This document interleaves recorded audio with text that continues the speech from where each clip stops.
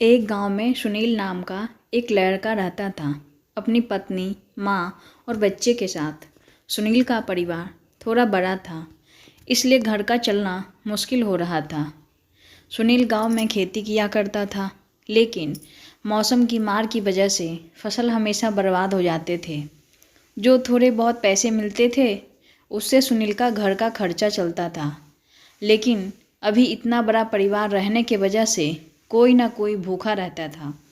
इसलिए एक दिन सुनील घर आ रहा था तो किराने के दुकान वाला भी अपना कर्जा समाप्त करने के लिए सुनील के खेत में ही फसल लगा दिया, जिसे देखकर सुनील को बहुत गुस्सा आया और उस दुकानदार से जाकर बोला, लाला, तुम मेरे खेत में फसल क्यों लगाए हो? लाला भी गुस्से में बोला, वाह जी वाह, एक तो चोरी, ऊपर से सीना चोरी कर रहे हो। सुनील, मैंने क्या किया लाला?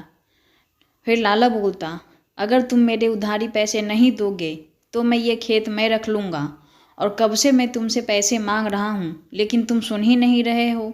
और कभी बोलते कल दूंगा, 1 महीने में दूंगा। ऐसे ही करते करते 6 महीने हो गए हैं और तुम पैसे नहीं दे रहे हो।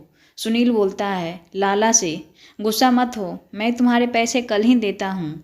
लाला फिर से कहता है, जिस दिन पैसे दोगे उस दिन ये खेत तुम ले लेना। और लाला सुनील को खेत नहीं देता है। सुनील वहाँ से उदास मन से घर आता है तो सुनील को देखकर सभी पूछते हैं, क्या हुआ आपको? सुनील की पत्नी पूछती है। सुनील अपनी माँ को सारी कहानी बताता है और कहता है, माँ, अगर मैंने लाला को पैसे नहीं दिए तो सारा खेत वो ले लेगा, और घर के खर्चे वैसे भी पूरा नहीं हो रहे हैं, तो क्या करें, कुछ समझ में नहीं आ रहा। क्यों नहीं सारी ज़मीन लाला को ही बेच देते हैं, और जो पैसे होंगे उस पैसे को लेकर शहर चले जाते हैं। वहाँ मेरा एक दोस्त भी है, कोई ना कोई काम मुझे ढूंढ देगा और वहीं पे कोई ना कोई काम मैं कर लूँगा। गांव में खेती करने सिवा कोई काम भी नहीं है, खेती में हमेशा नुकसान ही हो रहा है। सुनील सारी बातें अपनी माँ शांति देवी को समझाता है।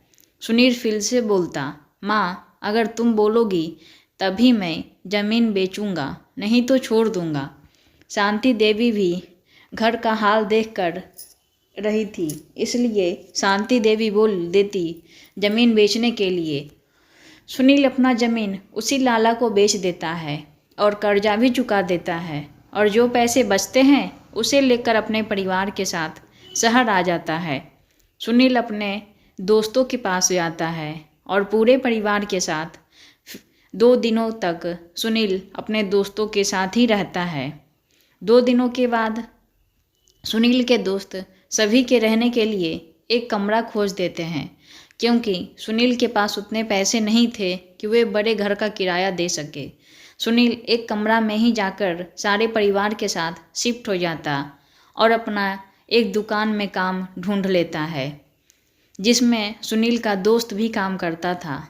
दोनों एक ही साथ काम करने लगते हैं। फिर जब रात होती, सुनील अपने घर आता है तो देखता है उसके बच्चे और पूरा परिवार ज़मीन पर ही सोए हुए हैं। ठंड का मौसम और चल रहा था। सुनील बाहर आता है तो कुछ ढूंढने के लिए बाहर जाता है।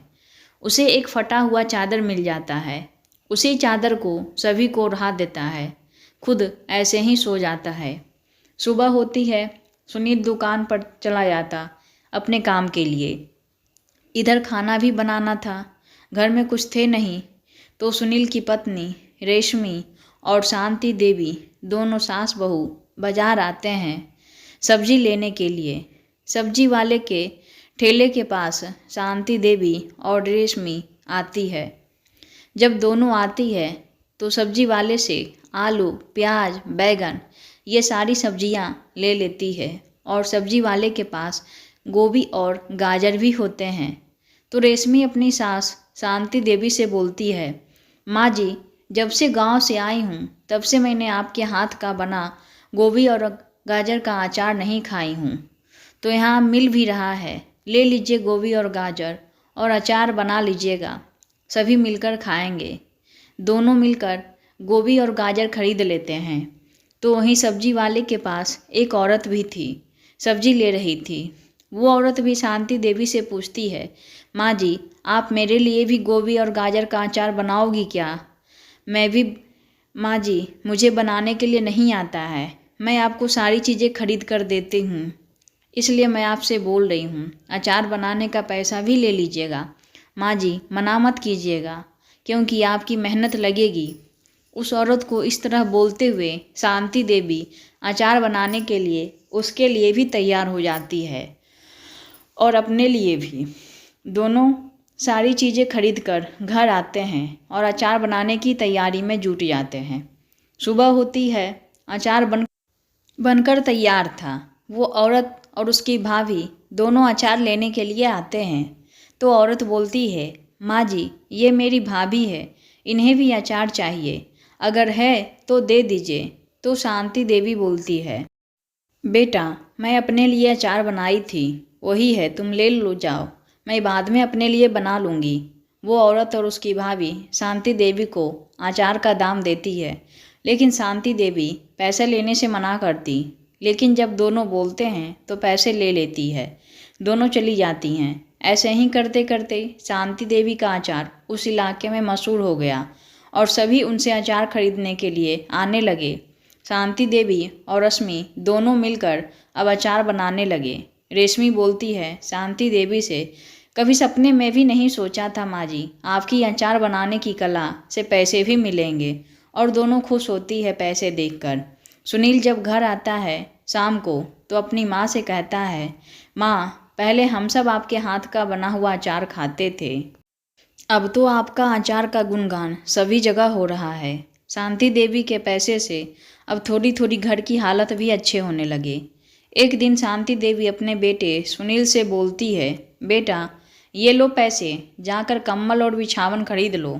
बच्चे ठंड में बिना कंबल और बिछावन के सो रहे हैं, उनकी तबीयत खराब हो जाएगी। मना मत करना पैसे लेने से। इतनी महंगाई में एक से घर नहीं चलता है। अगर मेरी आमदनी हो रही है तो मैं भी मदद कर सकती हूँ, सिर्फ तुम पर घर के खर्चे का बोझ नहीं डाल सकती हूँ।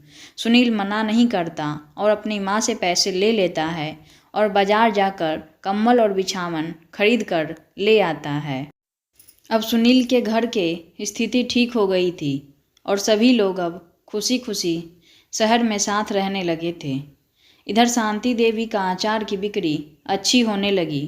उसी पैसे से शांति देवी और रेशमी अचार का दुकान खरीद लेती है और दोनों मिलकर उसी दुकान पर अचार का स्टॉल लगाने लगी।